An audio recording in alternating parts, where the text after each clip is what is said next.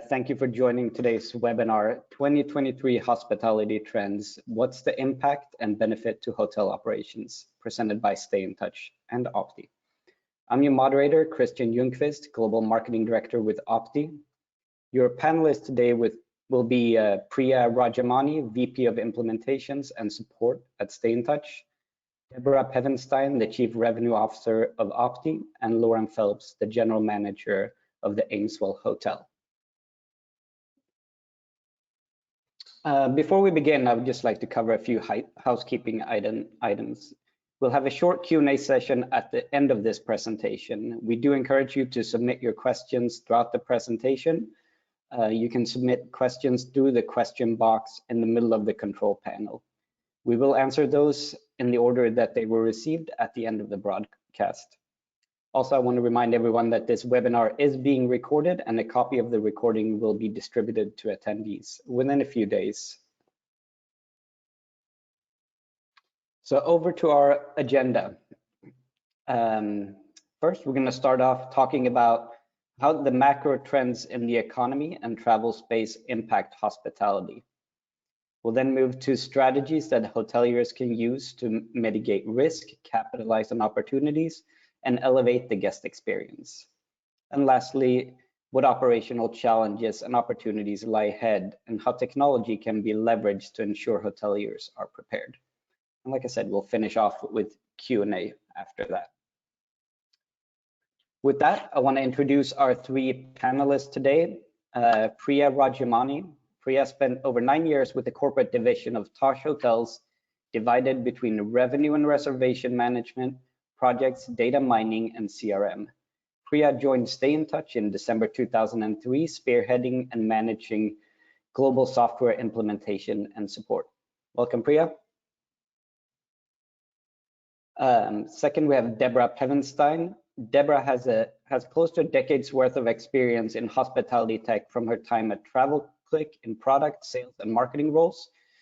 She led Muse PMS US operation prior to COVID, and now she's been with Optii for about 3 years, leading Optii's commercial efforts as Chief Revenue Officer. Welcome, Deborah. Thank you. Good to be here. And last, but certainly not least, Lauren Phelps. Lauren is currently the General Manager of the Ameswell Hotel, a 255-room, full-service independent property in Mountain View, California. Lauren is incredibly passionate about technology and its application in hotel operation. She's a proud atypical hotelier. Her past lives includes stints in corporate strategy at JP Morgan and consulting at PricewaterhouseCoopers. She graduated with an MBA from Stanford University in 2021. Welcome, Lauren. Hi, thank you all. Excited to be here. All right, I thought before we jump into the agenda, I wanted to start off with a little bit of an icebreaker to warm us up. So we're all travelers as well, in addition to our roles in hospitality. What was the best and worst experience you've had recently staying in a hotel, and what made it good or bad? I want to start off with you, Priya. I'm going to call out two experiences specifically, and both of them are not the worst. They're actually the best, or the best of what we do today and how it can be done.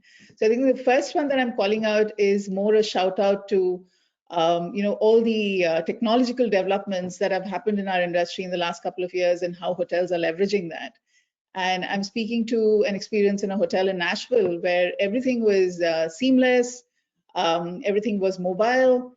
You checked in via your phone, you got to the hotel, you entered your PIN code on the door pad, got in, it worked beautifully. Within seconds, you were checked in.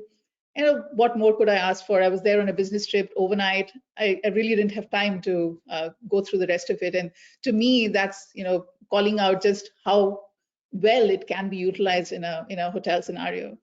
And the second is a shout out to just the human touch. And this was I was in a different continent, flying out in 2 days from that continent to another continent, and I misplaced something very valuable at the hotel, and I left, and I was in a panic because I realized that I left it at the hotel. I obviously called the hotel and asked them to have it dispatched before I flew out because I didn't know when I was ever going to go back. And they made that happen. So, there is never taking away that human element. And that is something that, stays with me to date. There is technology and how it aids your operational experience, but there's never taking away that human touch and the memory and the service level that stays with you. Nice, thank you. Seems like good guest experiences all around. Now, I want to go over to Deborah. You look like you're in a hotel, so hopefully it's a good one, not a bad one.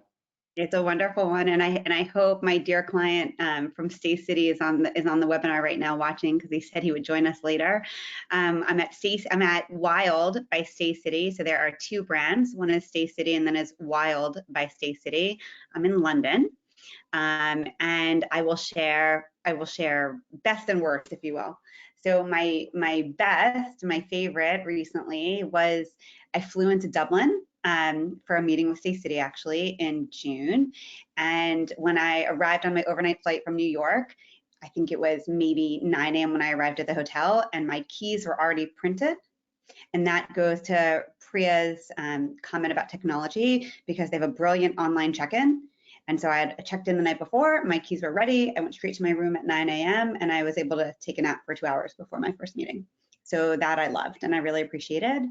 And the worst, now that I think about it, is they're actually both about room readiness, if you will.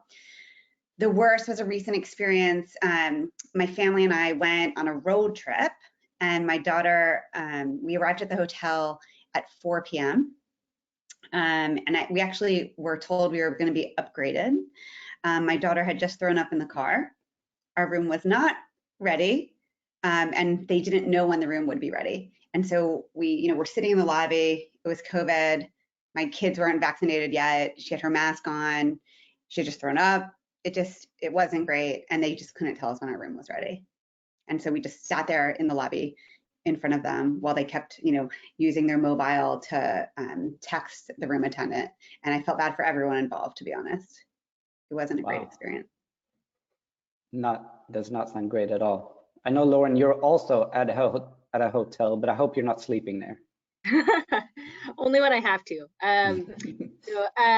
I'll just add just a little bit, maybe a different perspective from an airline. I was recently coming back from Japan, and this is a great experience. And a very long check-in line at a low-cost carrier called Zip Air, which just established a direct service from Narita to San Jose, close to where our hotel is. And the CEO of the airline checked me in and took my bag.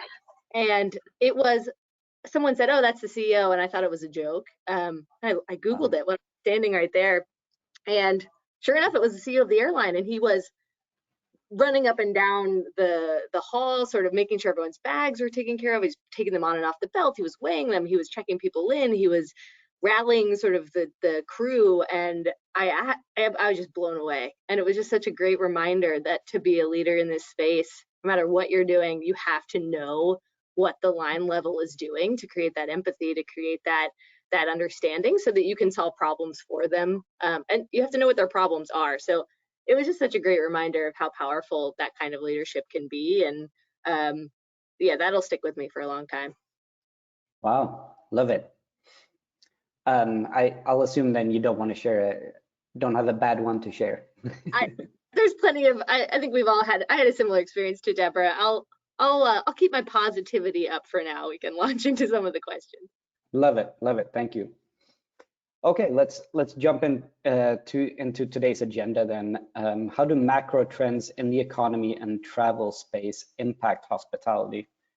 It looks like, I think many of us believe that travel, because of COVID, will remain stronger than other areas of the economy. I want to kind of start off with you, Lauren. How are hoteliers planning for that? Yeah, well, so fortunately and unfortunately, I think the last 3 years have taught us a lot about how to operate in an uncertain demand environment. And I think for me and for our ownership group, one of the biggest lessons learned is that, in protecting my downside by cutting labor, I'm also capping my upside, which is to say my capacity to build revenue. At this hotel, my job is to help us think a little bit longer term, which is this is hopefully, a sort of a temporary capital markets dislocation, but how do I retain? How do I keep my top line potential high by having the people here, especially with such a short booking window?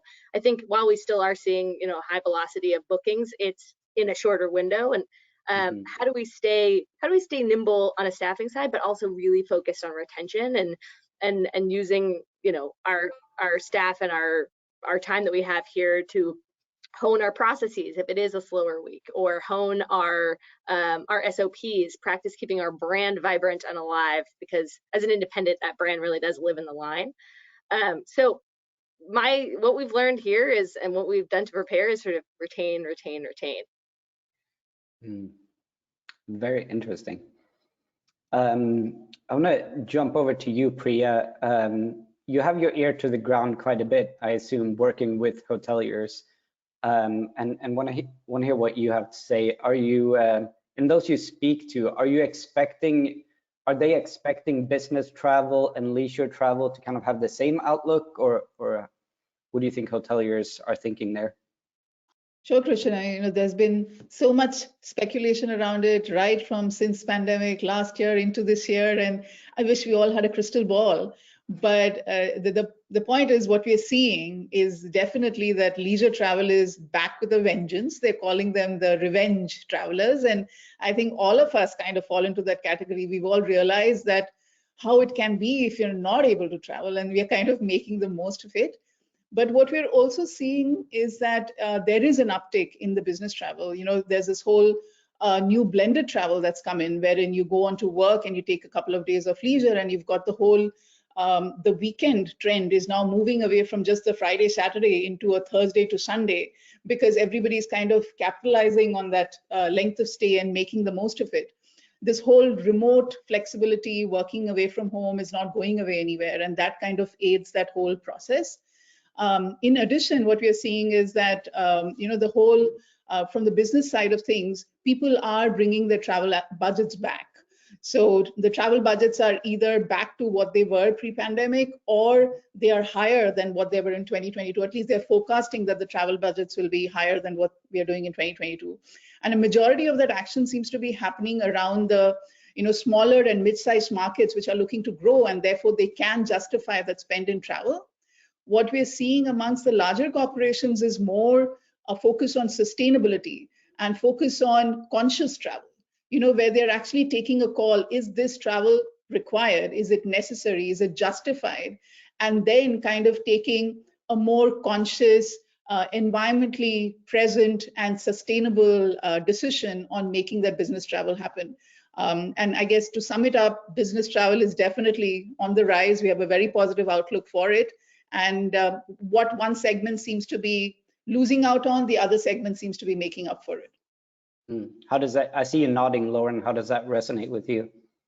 Yeah, I'm nodding. I'll be nodding a lot, I feel like, in the next hour.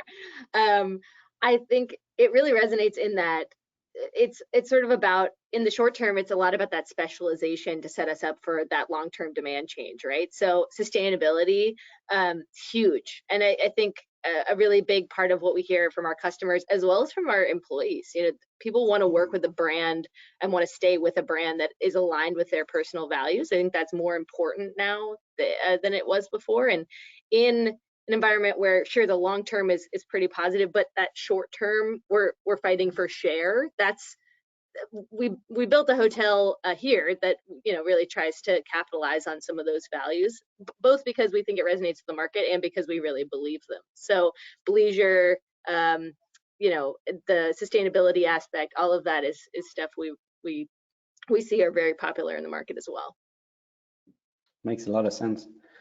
I want to move over to something that's I'm sure on everyone's mind in hospitality: staffing shortages. It seems like the pressures are starting to recede a bit, but it's still a problem for many in hospitality. How do you approach this, and especially how can technology help to mitigate some of that impact? And I know by association that Deborah has strong feelings on this, so I'll punt it to you, Deborah. Yeah, I would love to answer that, but I think what Lauren and Priya said, I was smiling when Priya was talking because my husband, who's at a much larger company than me, recently said, we're really conscious of our travel and our spend right now. He said, so I'm going to try to, optically it doesn't look great if I travel, if I don't really need to.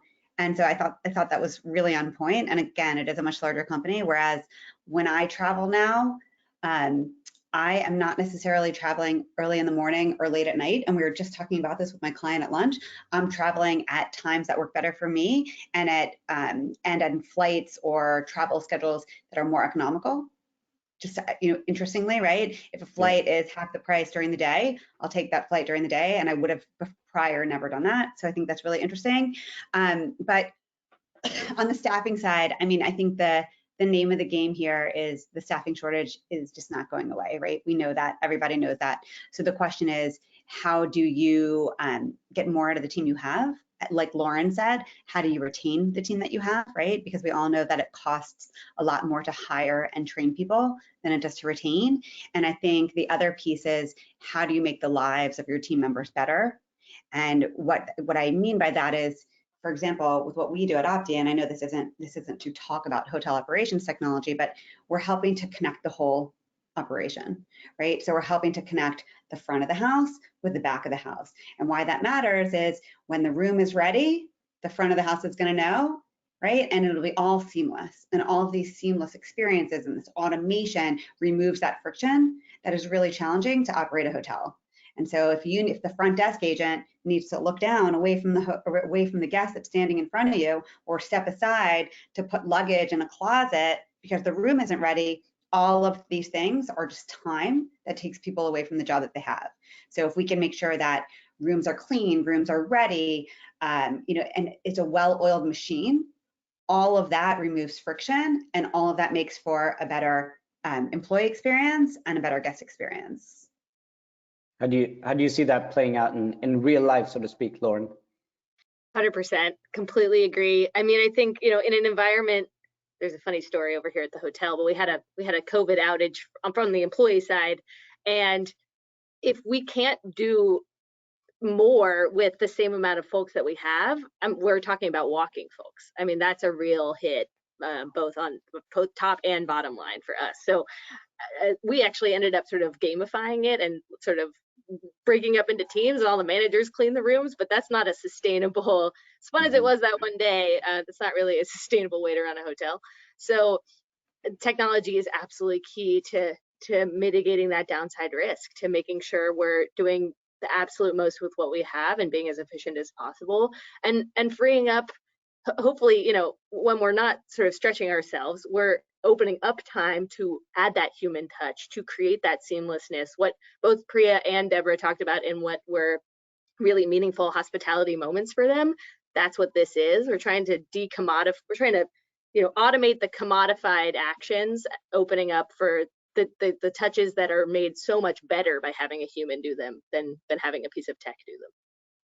Yeah, kind of what Priya mentioned earlier, the intersection of technology and human touch, and making sure both are doing what they do best.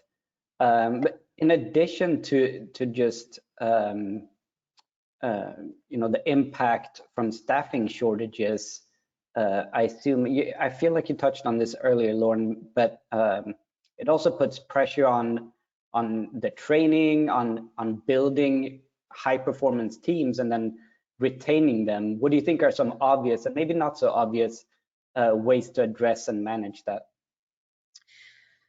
Yeah, I mean, I don't know what's obvious and what's not obvious, but for us, and I said this already, but because we're independent, the brand lives in each of our employees, right? It's not sort of something that the consumer is going to have a strong touch point with prior to arriving on property. So it has to be consistent in sort of every moment and every touch point that they have here with one of our staff. So the way that we try to inculcate that is at the moment of onboarding, at training, with training sort of on a specific cadence so that they don't lose touch with sort of our core values.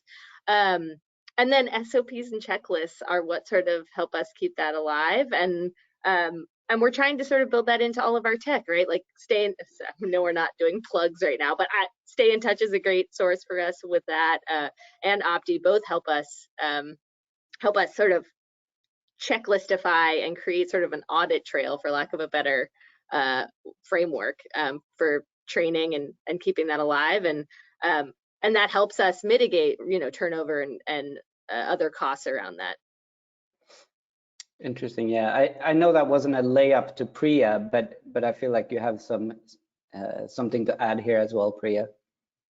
No, I was going to say very, very similar to all the key points that both Deborah and Lauren have mentioned. I think technological investments and the right tech stack for your hotel is key here. What we are trying to do is automate where possible, right, with the right technology vendors. So tasks that are repetitive, tasks that can be replaced with automation, let's have them automated. Let's have integrations that talk to each other in such a manner that it reaches the end staff member who needs to be able to deliver that service quickly, faster, more efficiently.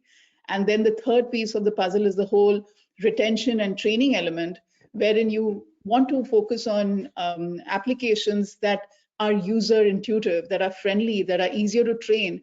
Because we know that we lost a bunch of employees. I'm minimizing that word, but we lost a huge segment of the workforce from hospitality during the pandemic. And now we are having to hire from across domains, across industries.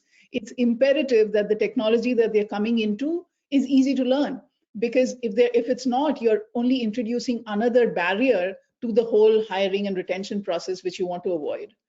Yeah, exactly. And maybe take some of that smart thinking you're doing around guest experience and apply that to employee experience as well. Absolutely. Okay, I think we're ready to move on to our second section for today. I do want to remind the audience that that the questions are open. So if you have questions on what was said so far, please feel free to put those in the chat and we'll do our best to address them at the end. So moving on to our second section, what strategies can hoteliers use to mitigate risk, capitalize on opportunities, and elevate their guest experience? So my first question here is that post-COVID, we hear a lot of people say that the elevated guest experience that came during COVID is here to stay. What are you seeing at the Ameswell, Lauren? Yeah, absolutely. We're definitely seeing this. And I think for context, we are primarily business travel hotel, but even in that context, people still are craving exceptional experiences. And on the margin, that's sort of going to be a major source of competition too, especially in this sort of standard BT segment.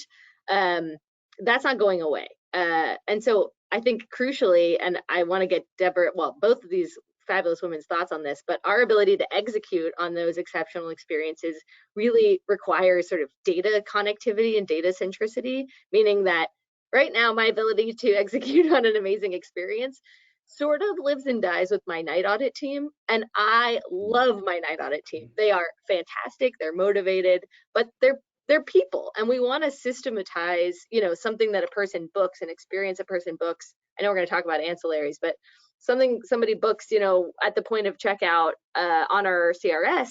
How do we make sure that we are going to execute on that perfectly? And how do I set everyone up to succeed on a set of expectations that were being made for the guest? And that really comes down to how well our systems speak to each other.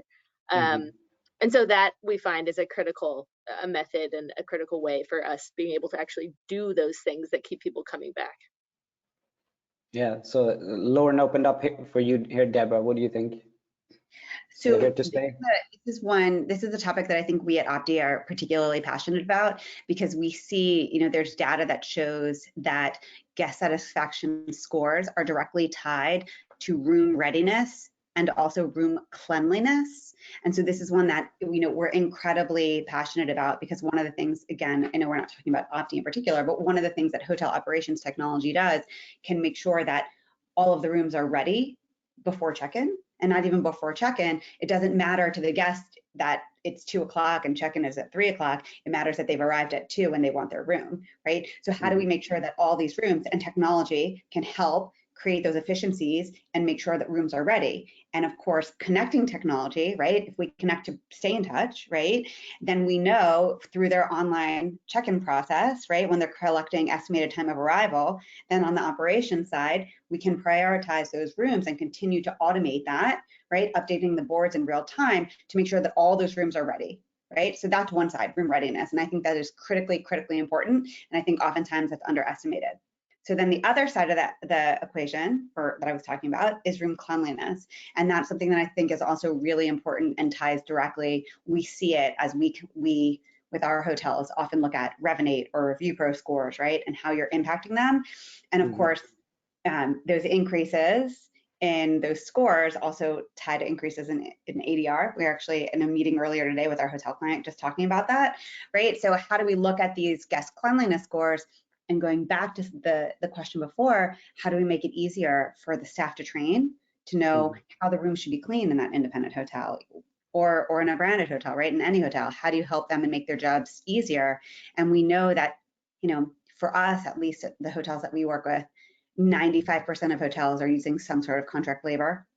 It may be people, maybe a lot of people, but if they're sending different people, sure, I might know how to make a bed, but I might not know how to make a bed per this hotel standard, right? So how do you do that? And technology can help you, you know, enable a crutch for new team members to learn how to do that, right? Maybe you need a picture of an amenities presentation. Maybe you're changing something and you want to create that consistency across brand.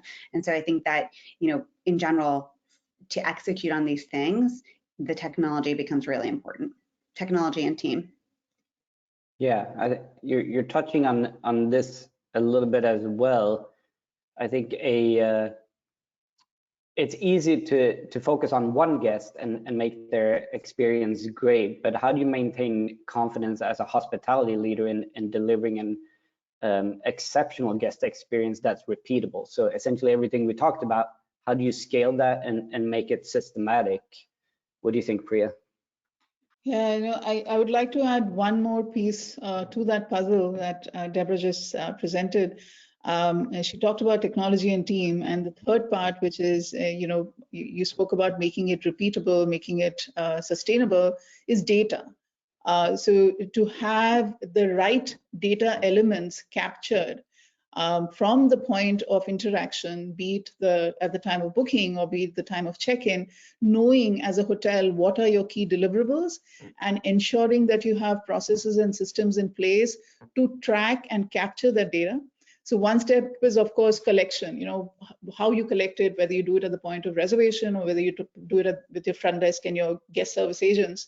The second is, again, technological enablements to make that data translated into insights, right? Like data on its own is not enough. You need to be able to aggregate that data, and you need to be able to have systems that actually translate that data from data points into insights that you can act on.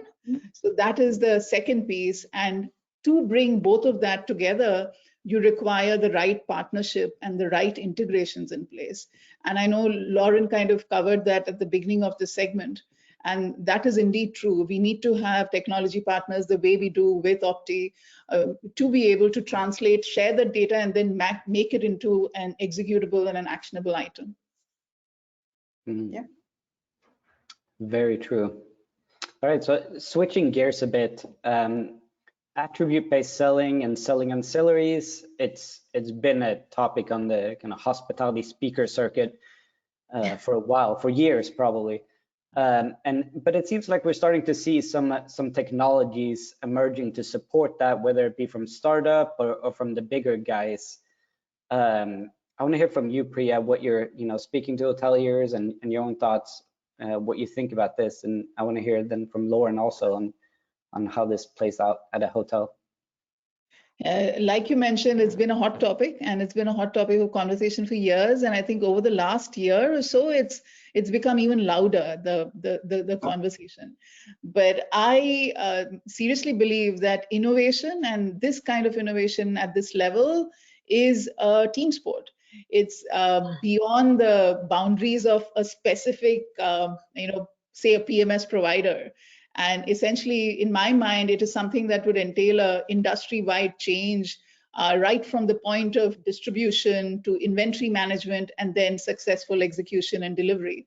So I think we as an industry need to kind of come together and work with the appropriate partners to translate this topic into a ready-to-use deliverable model. Yeah. Lauren? Yeah, wow, I love that. I wish we could just use, I love using this as like a call to action. I think, we talk about how complex the stakeholder situation environment is in hospitality from like owner, operator, manager, but from a technology standpoint, it's just as complex, and our incentives are so aligned in terms of, we're all trying to create better experiences. We're trying to have more efficient resource allocation, all of that. And the companies we like to work with here at the hotel are the ones that are offering those sort of flexible integrations to allow us to really capitalize on those experiences. And I know your question was about ancillaries. We are very, very mindful of our ability of expectations versus reality. We also know a little bit of noise in the environment right now around fees, specifically at ancillaries, not fees, but this lawsuit with Marriott and, $100 million in fees, 6% of revenue. Like, it's wild the amount of flow through that some of these things can have. And so if we are going to do some of this stuff, especially an early check-in or a late checkout, just making sure that we're not setting an expectation that we can't deliver on. And so it's not a gotcha. Yeah, right. It's not a gotcha. It's definitely not a gotcha. And I mean, I have a funny story about this, but we tried an ancillary just to see, what the demand would be, where we sold a picnic product, and we put it up. We forgot about it. Sure enough, we finally get a booking on it, and it's same day. And so I find myself going to Target to buy a picnic basket. I mean, that's just not the way we want to run things here at the hotel. And they had a fantastic experience, and now I know how to put together a good picnic basket, but it's not scalable in that way. So I think as we add these kinds of things, just making sure they're set up to run in a scalable, executable, repeatable fashion. Okay, well, we got our first audience question for Lauren. How do you put together a nice picnic basket? I mean, it's not as complicated as you would think. I think a really nice piece of linen goes a long way. All right, I was joking, but thank you for the recommendation. I might use it myself. But so now that technology is starting to become available, and Priya, you touched on this earlier, technology is becoming available to sell and monetize ancillaries. Still, the fulfillment of that is essentially punted in many cases back down to operations to fulfill it. And you, Lauren, mentioned as well, it's, you want to set expectation, you want to be able to fulfill those expectations. And so what are some ways you think that technology can help within operations to deliver on these promises? Deborah, I'm gonna hand this over to you. Yeah, I'm sorry, I thought you were asking Priya. That's a really key piece. So on the operational side, you need technology to help inform the people who are doing the job, executing, to let them know what to do. And it has to be, we talked about this earlier, it has to be user-friendly technology so that someone can easily identify that, oh, this room needs X. Or, oh, this room needs, maybe I'm not doing stayover cleans, or maybe the ancillary is a stayover clean, right? Maybe they're, right? And so you need to make sure there are a couple things. First, on the guest experience side, you need to make sure that your guest knows they don't have the clean included, right? Because you don't want to have that problem. And then you need to make sure that they know the people who are delivering, right? If the guest has selected a clean, you need to make sure that the person who's scheduled to do that actually knows what type of clean they're expecting, right? And are they getting a linen change? Are they getting a full clean? Is it an express clean? What is it that they're getting? And you need to make it very clear not only what they're getting, but what's included in that, so that there's no mismatch on guest expectations. I think that's a key piece as well. Yeah, agreed. So moving on to, or staying somewhat within the same topic in this, great unbundling that's supposedly ahead of us. How can hotels leverage mobile to create new touch points to generate ancillary revenue, but also to personalize the guest experience? I know you have some experience and thought within this on this topic, Priya. Absolutely. I think in the last decade, the advancements in mobile technology, and as a result, the 110 applications that have capitalized that advancement, and how we as hoteliers and technology providers for hotels are using it. I think the biggest change is in the consumer access, access to the end customer, direct access to the end customer, and the placement of, if you will, the product and the service to that end customer in such a way that it's not only the right time and right price for the customer, but also for you as a hotelier, what you want to, sell. So you have now the control of making that available directly to that customer at the time that they're most likely to buy it. So to me, that is a huge difference in how we used to operate traditionally and how we operate now. We used to, in the past, incentivize and almost put everything on the front desk agent. As Lauren mentioned, her night auditors are her stars. Similarly, the guest representatives, as well as the front desk agents, were kind of the frontline people who had to do everything. They not only had to do check-in and make sure that you got the right room that was ready for you to check in and not have a negative experience, but also collect the data points which will allow me to give you insights on the customer, but also sell that product and sell the ancillary. So there was too much that was relying on that poor front desk person to do all of it at one go. And the biggest shift has happened is that now you eliminate that, that stress, that strain on that employee, and you kind of have a much better engagement with the guest directly, where you can present in however way you want. And though we all may not confess to it, we are on our mobile phones all the time.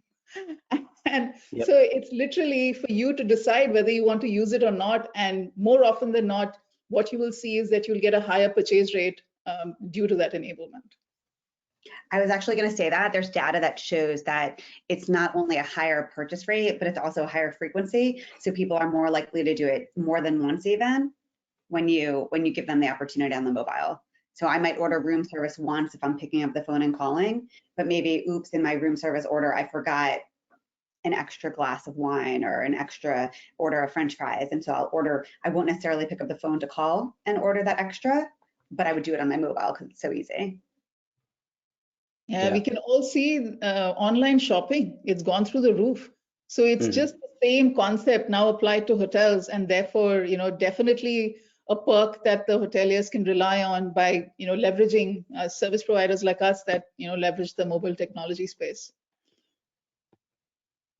Absolutely. Okay, so I think we'll probably go slightly over time here, looking at the clock. But I want to move on to section 3, and we'll go ahead and jump right into the question. Data. We've talked about it multiple times in this webinar already, and we know it's on people's minds. What are the key data points we should be focused on in hotel operations, but also how do we use it effectively? Lauren, what do you think? Yeah, I mean, Priya said this so well earlier. It's data. So there's the classic sort of data around productivity and all of that, which is absolutely fundamental and not new. But there is all this other data around the point of interaction. And once again, like maximizing both bottom and top line with that kind of data, because how do we understand what people want that we're not giving to them? And then how do we deliver on that in a way that's sort of resource effective? That's how we get that double lever there. I mean, what I wish so badly existed was more sort of powerful BI tools in this space. BI has permeated so many industries, and that's sort of what I want on property. It exists at the higher level, and I know I'm a single property independent, but that's what I'm craving. you know, again,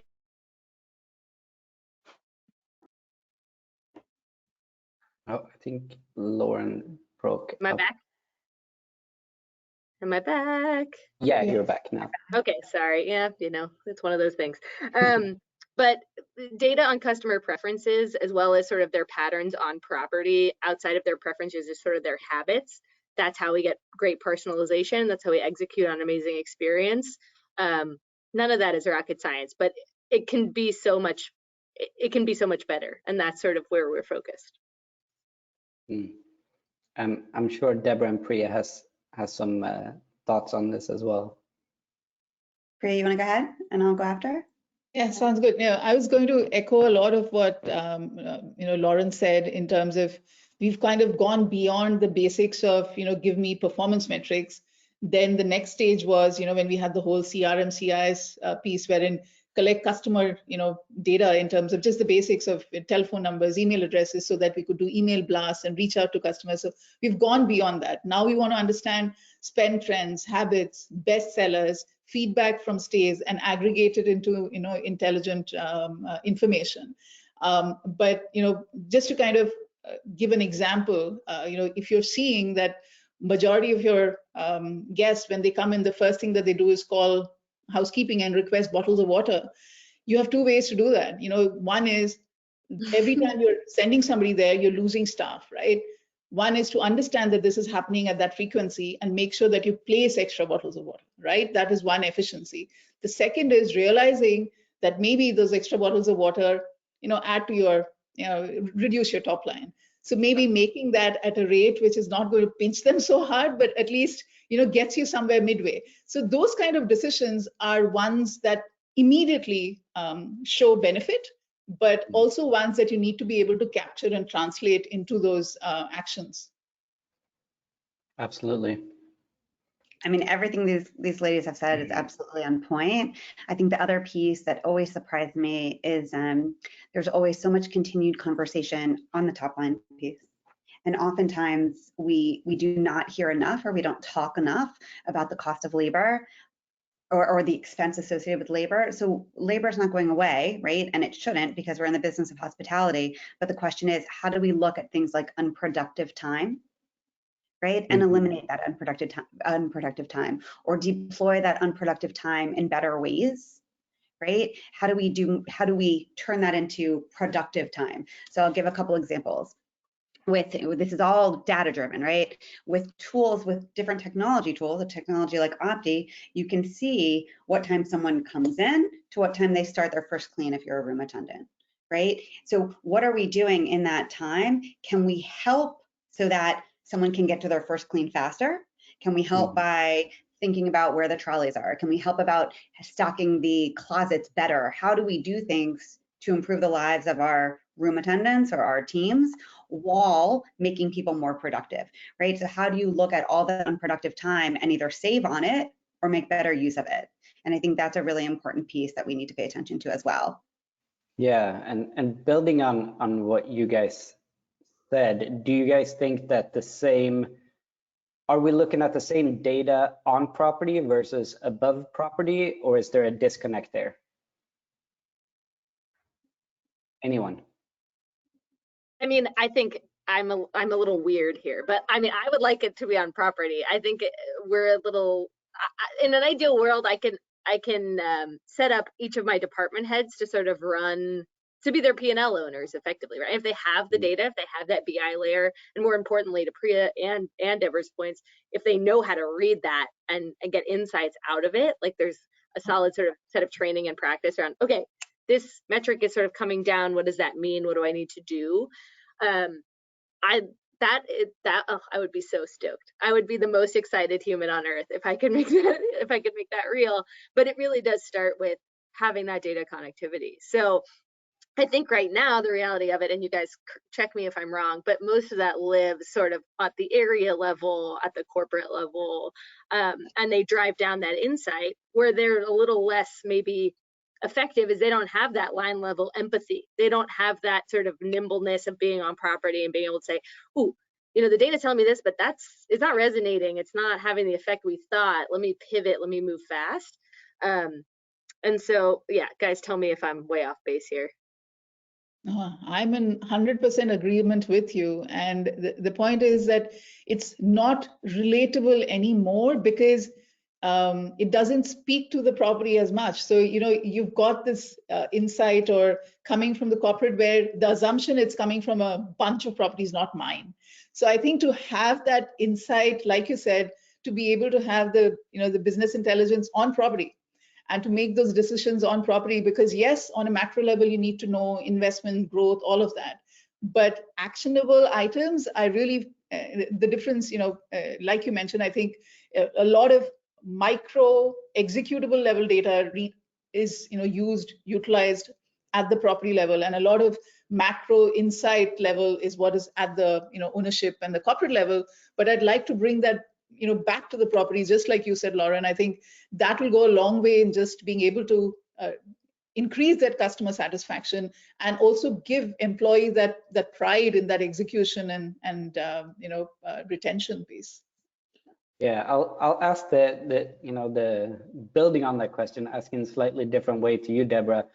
What ways do you think, if there is a disconnect or not, what ways do you think that data can be used to align the goals, the incentives, the strategies when there is kind of this complex environment of, I think, broader than we just spoke about? I think there's a lot of stakeholders in this. That's so funny because you know me so well, Christian. I actually wrote down alignment. So I think alignment is really important. And so how do you make sure not just on property that everyone's goals are aligned, right? So if you have one team that's focused only on cleanliness or one team that's focused only on guest satisfaction, right? There's a misalignment, right? So how do you make sure that everybody is in sync with somewhat of a very balanced scorecard? But I also think, I want to take a moment to comment, having data is great, of course, but I also think we talk a lot with our hotel customers at Optii about having visibility. So so data is almost the next step, right? The first step, if you will, is being able to have visibility into the operation.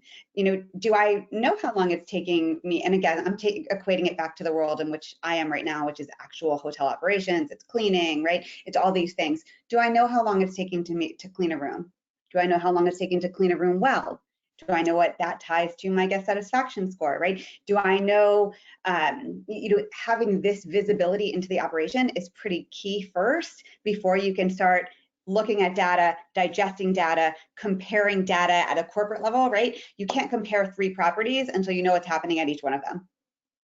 Right, so there's this step first of being able to even access the data and have that visibility, and then what do you do with it? And then, I do think alignment is really key. And I'm a big fan of alignment within our own organization. How do we make sure that everybody is, the ship is moving in the same direction? So, but I think all of these pieces start, with visibility. Like that's the #1 piece, and then slowly, baby steps, you can start affecting different pieces. You can't tackle everything at once, and overwhelmingly, you get so much data. So where do you direct your team to focus first? And I think that's also a really important piece, not getting stuck in the data and not getting overwhelmed by it. You can't tackle everything at once. It's just not, Lauren shaking her head, so I don't know if you have something you want to add. It gets too overwhelming, and then you almost do nothing with the information that you have at your fingertips. Yeah, see, Lauren, you, like Deborah said, you're nodding. I know your complex environment is not as complex as many other hoteliers, but please share. Yeah, I think, Deborah, that word alignment is that's sort of that's our goal with data, right? Like we have 2 sort of cultural norms here that are key, which are assume best intent. So we're all on the same team. Remember that, use it as a grounding principle. And then facts only. So like there are many different insights you can drive off of a specific data set. And like what I want is for my property leaders to have the confidence and the experience to sort of be able to call out, yeah, that's one way to review that. Here's another way. Let's test it. Let's be curious. But facts only, if I had the data, that's how I make a case to the ownership group, to the management company about an investment that we think, because I can show them how it's going to bear out, both immediately and sort of in the long term, and sort of growing and improving the customer experience on the top line. So it's huge. It allows us to all speak the same language, sing from the same songbook about what's really happening and what we want to happen. So yeah, I can't have alignment without data, but it can be really overwhelming. And sort of my key job is prioritizing the work that we find out, from those analyses. And pivoting and learning too. Like we have to be nimble to explore different, to explore, like you said, to test and try new things. I think that's really important too. Yeah. In the interest of time, I want to move to, we have a audience poll prepared here. Pretty simple, asking what technologies are you looking at investing in 2023? So we'll give everyone a little bit of a time to not just what are you absolutely investing in, but what are you looking to invest in next? We'll give everyone a little bit of time to answer that and come back to the panel for further discussion.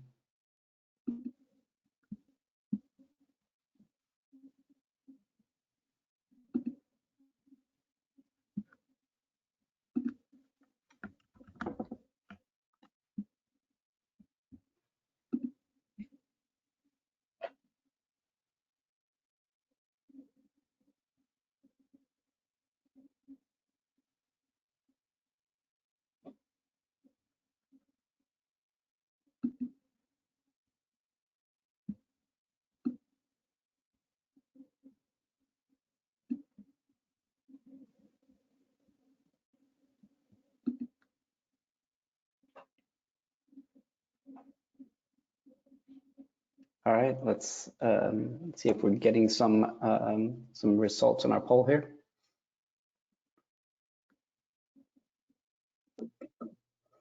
Operations and housekeeping. I don't see you on my screen here, Deborah, but I'm sure you're smiling. I am. You don't see me? Oh, did I do something wrong? No, I only see the poll so far. So in addition to this, what are some of the emerging technologies that you guys are seeing on the horizon that makes you excited? Lauren, I'll start with you. I can jump in. Yeah, I think we've talked about this, but sort of in the short term, looking at that BI and sort of dashboarding capabilities on property, that's a big focus of mine, as well as sort of forecasting and budgeting, more flexible forecasting and budgeting sort of sensitivity analyses.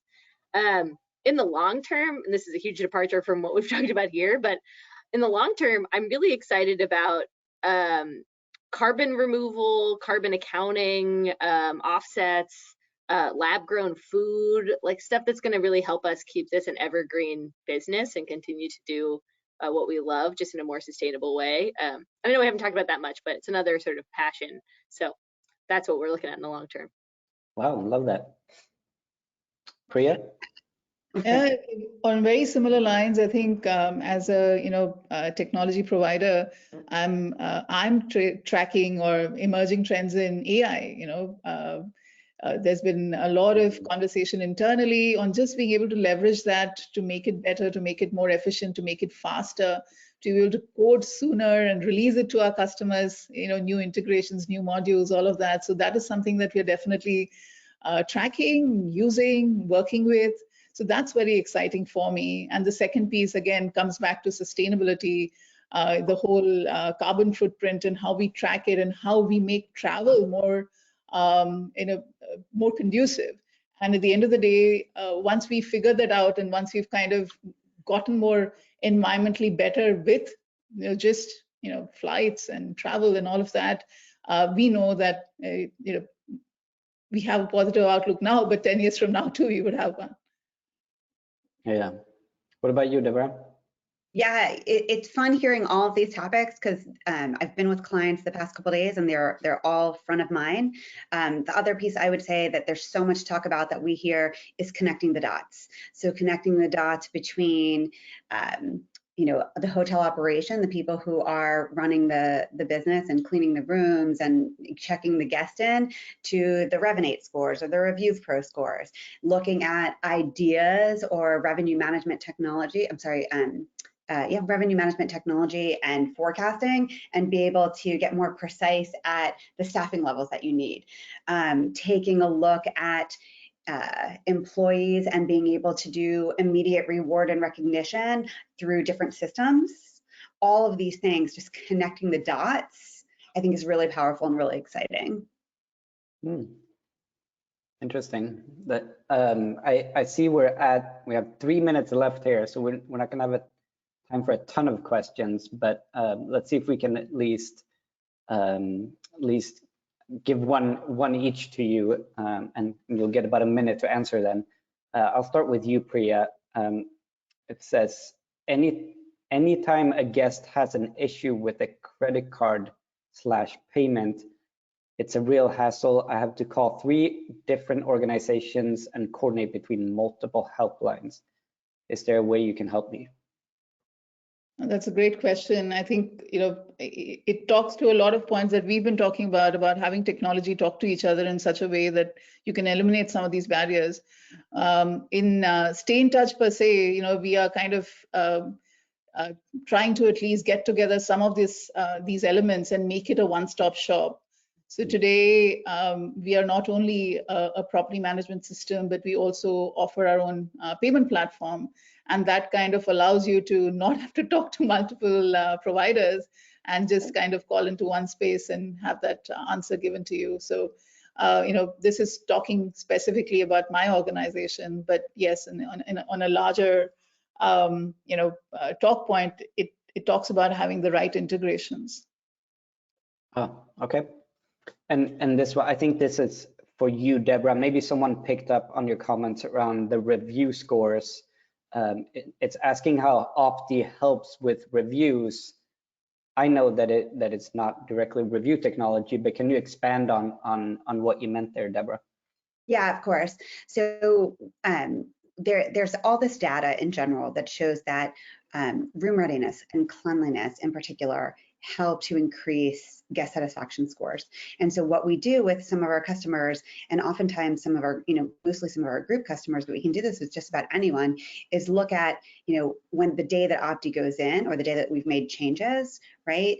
And we can connect the dots between not just who cleaned my room if there is a positive review, or who cleaned my room if there is a negative review, right? If there's a negative review, we can go back and give feedback in the moment to help, to help coach and train that person, right? But we can also look at it in aggregate and say, okay, I'm going to toot our horn a little bit, because what we oftentimes see is when cleanliness improves, right? When Optii starts at a property, we oftentimes see cleanliness scores go up, right? And when we see, and they're directly tied often to when Optii went in, and then we look, 4 to 6 weeks later, and we see an improvement in cleanliness scores, and there's often a direct correlation. Okay, thank you.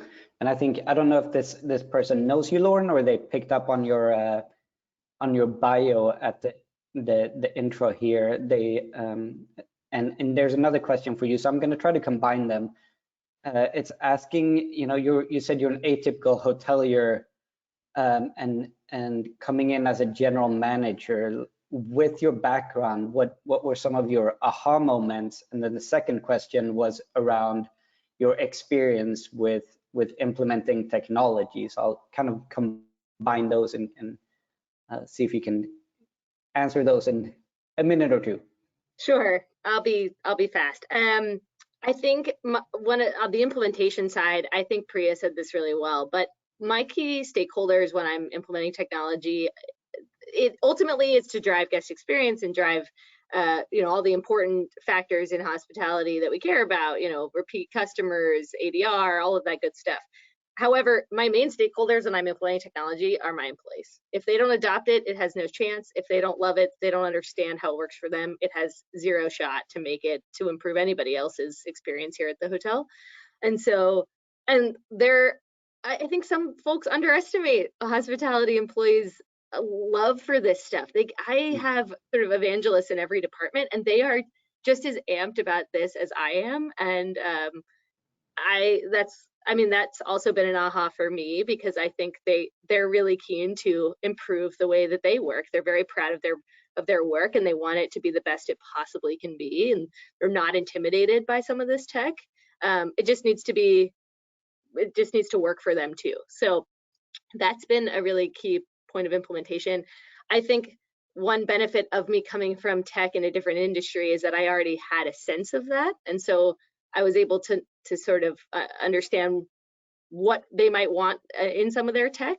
But also, I think the key to this experience for me has been just insane acknowledgement of what I don't know. And there's just so many amazing people in this industry. I think, Priya, once again, to call back to what you said, but we're all on the same team. We can all work together, and coming in and being really willing to learn. I'm just so grateful that so many people in this industry have taken me in with open arms and taught me so much, and there's so much still to learn.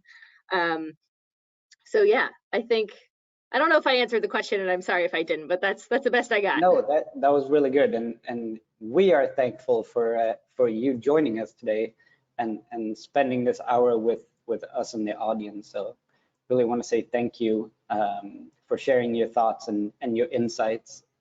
And I know we're a few minutes over here, and there's a few more questions, but I'm going to do my best to route those to the audience members, and we will get back to you via email with the answers to those questions. But should you have more, you can always reach out to Optii, you can reach out to Stayntouch, or you can go stay at the Ameswell with Lauren, and she'll be there, and she will answer your questions free of charge if you're a guest. Absolutely. All right, well, thank you very much for joining us. Everyone have a great rest of your day. You too.